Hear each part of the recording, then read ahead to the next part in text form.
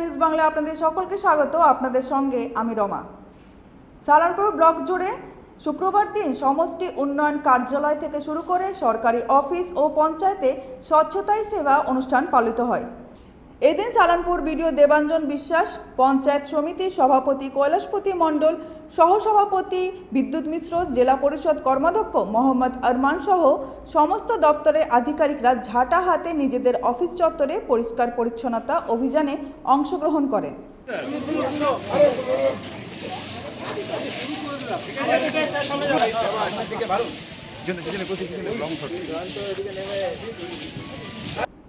এই বিষয়ে বিডিও দেবাঞ্জন বিশ্বাস কি জানালেন আমরা শুনে নেব।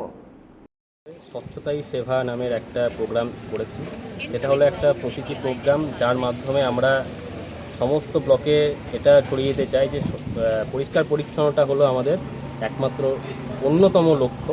এবং এইটা শুধু আমরা আমাদের ব্লকে না, প্রতিটি পঞ্চায়েত এবং প্রতিটি সরকারি অফিসকে আমরা বলেছি আজকের দিনটা উদযাপন করার জন্য, যাতে প্রত্যেক দিন আমরা যে পরিষ্কার পরিচ্ছন্নতা করি সেটা সবার সামনে আমরা তুলে ধরতে পারি এবং মানুষকে অনুপ্রাণিত করতে পারি যে শুধু তাদের বাড়ি ঘর না, তাদের পরিবেশ বা আশেপাশের এরিয়াও যাতে পরিষ্কার পরিচ্ছন্ন রাখতে পারে।